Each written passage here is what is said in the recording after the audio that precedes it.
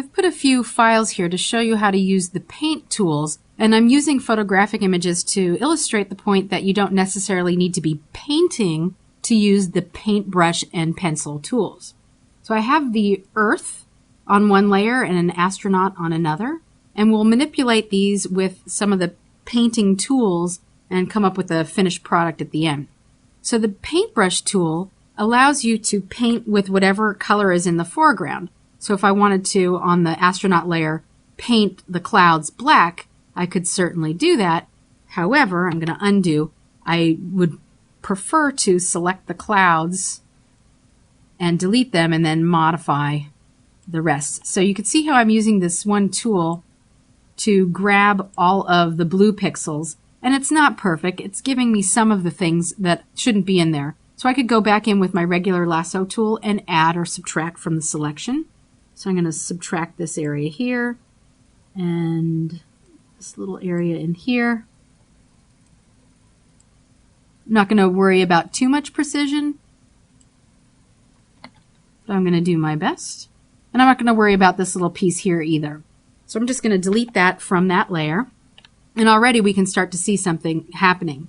Now, if I wanted to, I could put this guy in the corner, but he's really covering up the Earth, so I might want to Command or Control T to transform and scale him down like so. But look at the original image. This right side is cut off, so I could use my pencil tool, which is underneath the paintbrush tool, to paint in that area. And since it's so small and this is a low resolution image, no one's going to know the difference. But what I might want to do is sample with my eyedropper the color of his pack there before I begin drawing with my pencil tool in that area. Now I have my pencil tool is set to like 1 pixel. If you wanted to increase it, you certainly could with the left and right bracket keys, drawing something like this.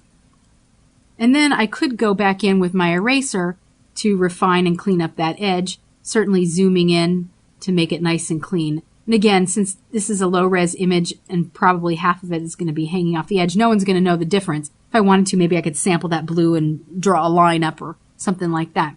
Now I can click and drag and put the guy off into the corner. Now with the paintbrush tool, and let me grab the paintbrush again, which is underneath the pencil.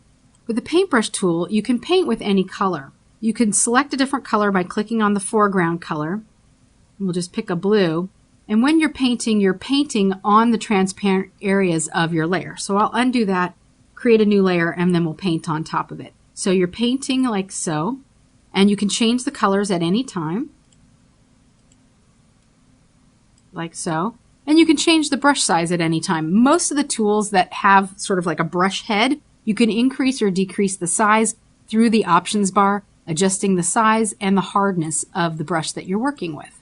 Now with the paintbrush, however, you can also paint in different modes, like blending modes. So this is all on one separate layer. I'm going to go back to the astronaut layer and show you the different blending modes. So painting with normal is just painting on top of the transparent pixels.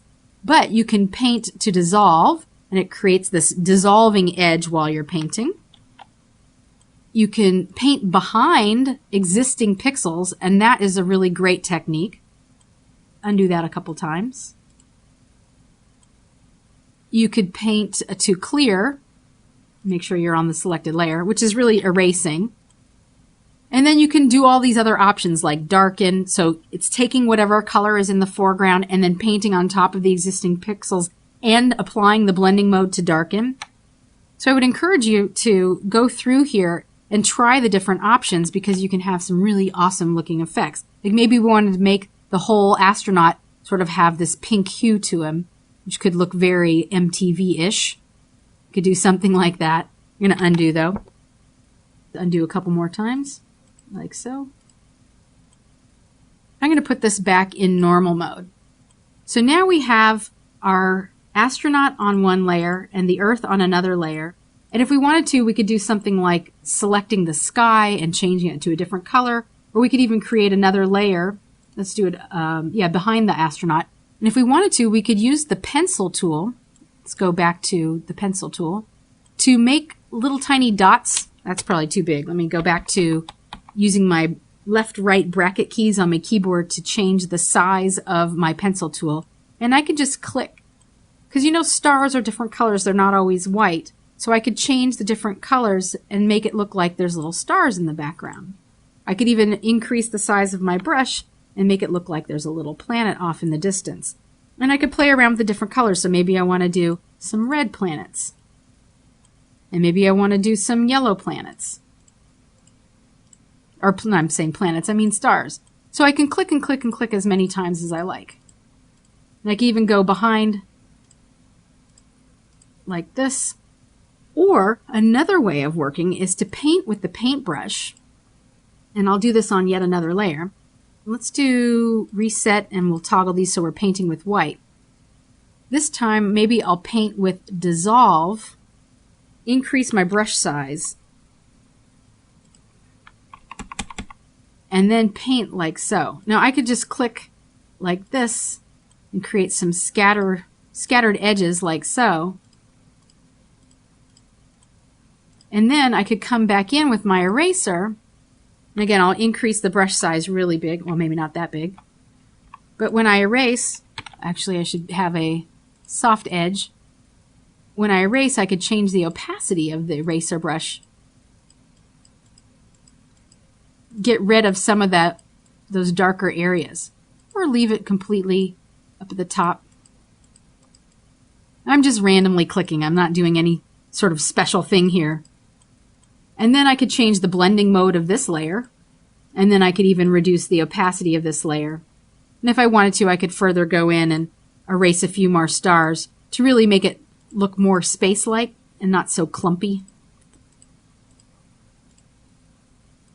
Like so.